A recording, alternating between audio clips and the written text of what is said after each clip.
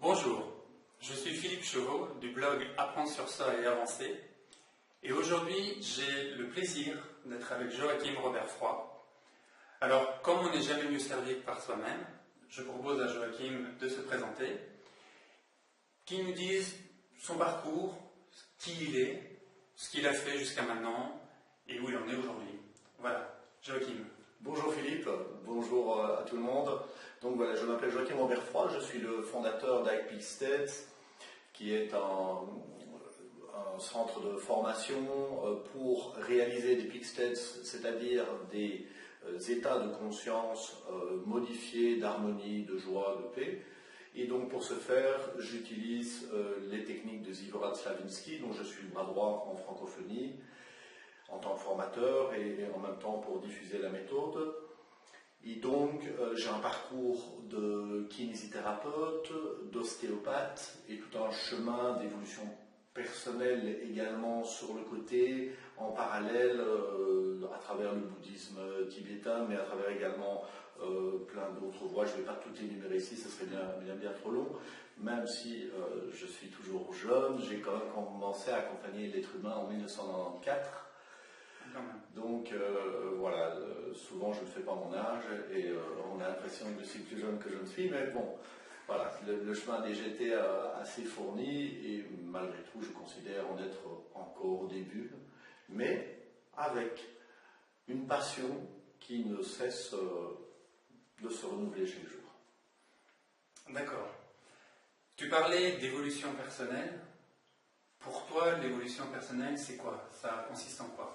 Bien, pour moi, l'évolution personnelle, c'est quelque chose qui m'a attiré dès la base parce qu'il y a une recherche d'absolu. L'absolu. De l'absolu, donc c'est...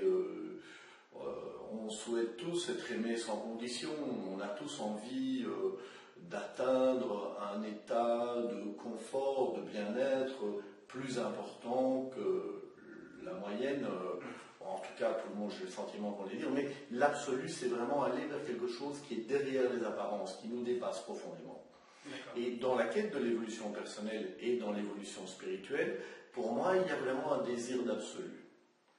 C'est le moteur, c'est le désir d'atteindre quelque chose qui dépasse, qui va transgresser quelque part les limites d'une réalité qui peut sembler de prime abord à certains moments de l'existence, principalement au moment de l'adolescence, quand le moi se forme et l'ego devient très puissant, un peu sans sens. C'est ça à un moment donné qui fait que l'être humain va avoir envie de se transcender, de se dépasser. Donc l'absolu, c'est le dépassement à tous les niveaux de soi. Tu parlais de sens, donc c'est le dépassement avec un sens derrière, c'est ça, c'est donner un sens à sa vie. C'est ça, c'est donner un sens à sa vie, mais qui soit autre chose que juste, évidemment, je donne à ma vie un sens qui est de rapporter suffisamment d'argent chaque mois pour pouvoir payer les factures, nourrir sa famille. Ok, c'est quelque chose d'important. Ici, c'est donner un sens plus loin et plus profond. Donc, il y a pour moi, en fait, deux aspects à la réalité. Il y a l'aspect relatif de tout ce qui existe dans ce monde de dualité, et puis il y a l'aspect absolu qui est derrière, qui est caché derrière cette dualité. L'aspect relatif, si je comprends bien, c'est ce dans quoi on vit aujourd'hui, c'est ça? C'est ça, l'aspect relatif. Le monde dans lequel on est aujourd'hui. C'est ça, le monde dans lequel on est, on ne peut l'appréhender qu'à travers des contrastes. D'accord, des contrastes et des oppositions. Et des oppositions. Il y a une dualité, tu disais. Il y a une dualité. Cette dualité peut être soit opposée, soit complémentaire. D'accord. Le problème, c'est quand on la vit en opposition. Alors, on ne le choisit pas, évidemment, de la vivre en opposition de manière complémentaire. Mais en tout cas, on ne peut pas expérimenter un monde où il n'y a que le 1. Il faut que pour l'expérimenter, le chaud, le froid, il faut bien qu'il y ait une polarité pour qu'on puisse expérimenter le monde. L'extérieur, l'intérieur, le haut, le bas, etc. Notre système nerveux n'enregistre que des contrastes. S'il fait tout noir, il fait tout noir. S'il fait tout blanc, il fait tout blanc. S'il fait tout rouge, il fait tout rouge. Mais on ne ferait rien. Le son, c'est des contrastes. Le toucher, c'est des contrastes. tout est une question de contraste, et même l'état d'être est une question de contraste, puisque si je vais très mal et que je continue à aller très mal, ben, je ne sens pas un changement. D'accord, je ne sens pas que je vais mal, vu que pour moi c'est mon état normal. Voilà, exactement. Ça peut être. Par contre, si à un moment donné je vais encore plus mal, ou si je vais mieux, à ce moment-là, je vais pouvoir sentir ce qui se passe. Donc, le système nerveux, la conscience enregistre des contrastes. Et l'évolution personnelle est pour moi aujourd'hui un mot qui est tout à fait que j'ai quitté, puisque quelque part, le désir d'absolu est un désir transcendant qui ne sera jamais atteint. Mais pour moi, en tout cas, ce n'est plus une question d'évolution, c'est une question de dépouillement. Dépouillement. De dépouillement, c'est-à-dire d'enlever toutes les couches de ce que l'on a appris comme faisant partie d'un monde d'idées préconçues, de concepts, de croyances, de filtres qui nous empêchent d'apprécier cette dualité avec une forme de non-opposition. Donc quelque part, c'est aussi voir sa façon de penser évoluer. C'est voir sa façon de penser se transformer. Alors, parce que dans le mot évolution, il y a quelque chose qui me dérange. Ça voudrait dire qu'avant, ça n'était pas bien et demain, ce sera mieux. Or, un des plus grands aspects, si ça évolue, ça veut dire que c'est mieux après qu'avant. C'est le concept même de l'évolution. Oui, si tu veux, d'accord. Ce qui veut dire qu'à un moment donné, eh bien, ce principe-là, c'est très souvent, bon, je peux comprendre hein, qu'on est divergent de point de vue et que tu perçois cette évolution de manière différente. Mais à un moment donné, beaucoup de personnes, j'ai remarqué, j'ai quand même fait beaucoup de séances avec les patients, eh bien, le fait de placer le bonheur devant soi, plus loin que soi, quand j'aurai évolué suffisamment, j'atteindrai ce bonheur. Il n'est jamais atteint, c'est comme la carotte de l'âne, il n'arrive jamais à la manger. Et deuxièmement, ça empêche, dans cette évolution personnelle, peut-être que ça fait partie des blocages majeurs de l'individu, eh bien, c'est de vouloir et désirer autre chose que ce qui est là, sans profiter pleinement déjà de ce qui est là. Donc voilà, dans l'évolution personnelle, moi aujourd'hui j'aime bien parler de transformation et de transcendance. C'est un changement qui se fait plus comme ceci, où on dépouille, comme un oignon, on dépouille.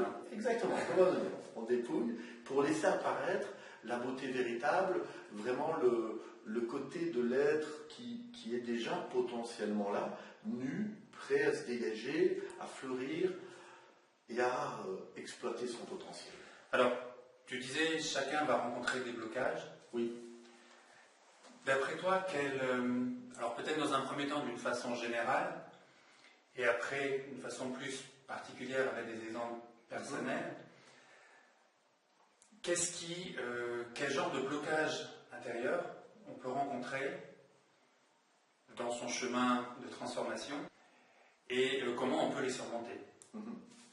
Bon, c'est une question complexe et qui pourrait nous emmener loin et longtemps. Donc on va essayer quand même d'être en quelques mots, synthétique. Bien, les blocages que j'ai pu rencontrer aussi bien en moi-même qu'en tant que spectateur, accompagnateur de l'humain à travers les séances de thérapie, il y en a de plusieurs types. Il y a le premier, c'est l'ignorance. C'est-à-dire, lorsqu'on est dans une situation, tout le monde s'en rend compte, sauf nous. Donc, c'est l'inconscience de la situation, ce qui fait que des schémas sont répétitifs. Et bon, tu sais très bien cette maxime, hein, on voit la brindille dans l'œil de l'autre, même pas la poutre dans le sien. Voilà. Et bien, à ce moment-là, il n'y a pas d'issue. Ça, c'est un des blocages majeurs. On n'est pas encore prêt, on n'est pas encore mûr. Il n'y a pas d'issue. Donc là, on va prendre des vraies bonnes poutres bien francs. Et à un moment donné, on va se réveiller, ça fait mal. Et là, le deuxième blocage qui peut encore arriver, c'est ok, ça fait mal, mais le bénéfice secondaire, la zone de confort est encore trop importante, ou l'effort qu'il faudrait faire pour sortir de de ce sillon nous semble démesurément inaccessible et donc voilà, trop dense. Et donc la balance entre le bénéfice secondaire et l'effort à faire est trop grande. Donc là, ça c'est le deuxième type de logement. Donc la zone de confort est encore trop grande. On a plus à y gagner à rester comme on est que à changer, c'est ça? Je ne sais pas si on a plus à y gagner, mais en tout cas, on a la sensation. Exactement comme ce qui se passe maintenant un petit peu en Europe. On a eu un peu les Grecs là qui se sont réveillés, un peu pour faire des parallèles, un peu les Espagnols. Mais bon, nous en Belgique, on est encore dans une zone de confort, même si les choses vont doucement de plus en plus mal. Eh bien, on ne bouge pas trop. Tu vois, on a encore le confort qu'on ne voudrait pas trop remettre en question. Donc, c'est ça. Bon, le jour où beaucoup plus de personnes vont être dans un inconfort de plus en plus grand, je pense que ça risque de bouger autrement. Et donc voilà, c'est l'évolution, transformation naturelle des choses. Ça me fait penser à l'image de la grenouille. Oui. La grenouille dans l'eau chaude, si on la met dans de l'eau froide et qu'on laisse bouillir l'eau tout doucement, elle va rester sans bouger, elle va mourir. Par contre, si on la met dans un bocal d'eau bouillante, là elle va ressortir tout de suite parce que c'est un choc. Exactement. Encore une fois, c'est le contraste. En faisant chauffer à feu doux, le système nerveux, la conscience n'enregistre pas ce contraste et donc on se laisse cuire. D'accord. J'ai quand même le sentiment qu'on est un peu en train de se laisser cuire. Donc ça c'est le deuxième cas. Le troisième, c'est même si après on se rend compte que la zone de confort n'est plus du tout confortable, alors on a deux possibilités. Soit on a le courage de prendre sa vie en main, soit on se pose en victime pour aller chercher à nouveau du soutien, de l'attention des autres, etc., pour essayer de réaugmenter sa zone de confort par le soutien extérieur et la victimisation. Donc ça c'est une possibilité. On peut peut-être tous l'avoir déjà fait, mais je pense qu'il y a des tempéraments qui sont plus prédisposés à ça. Et donc après, dans pas après, je dirais de manière parallèle, on a la victimisation qui peut être aussi, finalement, se plaindre, même sans chercher l'attention des autres. Il y a des formes de victimisation un peu plus actives, dans lesquelles finalement c'est la faute de la société, c'est la faute de ceci, c'est la faute de cela. Mais ce sont des personnes qui ne se plaignent pas nécessairement auprès des autres, elles se plaignent de l'environnement extérieur, ce qui est un peu similaire. D'une façon générale, porter la responsabilité sur les autres, c'est ça en fait? C'est ça, porter la responsabilité sur l'extérieur. Et puis alors, il y a le courage de prendre sa vie en main, de dire, ok, peu importe ce qui s'est passé dans ma vie, peu importe où j'en suis, maintenant, je prends une décision. Et pour moi, une décision, c'est à un moment donné être dans un choix, et donc abandonner quelque chose et se focaliser pleinement vers autre chose. Et la zone de courage, ça c'est ce que j'ai vécu notamment avec Anthony Robbins, qui est un coach mondialement connu. Bien connu, oui. C'est à un moment donné de passer sur ce feu qui symbolise le fait que je laisse les problèmes derrière. Il y a des braises à 800 degrés, 6 mètres de braises à 800 degrés, tu te mets en état de peak state, donc vraiment en état modifié de conscience, tu es boosté à fond. Et là, tu te dis, waouh, ok, maintenant, je fonce. Et alors là, tu marches, tu arrives de l'autre côté, quand tu arrives de l'autre côté, tu célèbres la vie. Et donc, pour moi, c'est vraiment la transformation, la transition, qui correspond d'ailleurs à cette échelle des niveaux de conscience et l'état énergétique de la personne. Eh bien, la transformation entre les états de souffrance et les états de peak state, donc vers l'amour, la joie, le partage, c'est le courage. Le courage est la bascule qui nous fait changer. Le courage de prendre sa vie en main et toutes les responsabilités qui vont avec. D'accord, donc le courage, ce serait la clé de la transformation. Exact.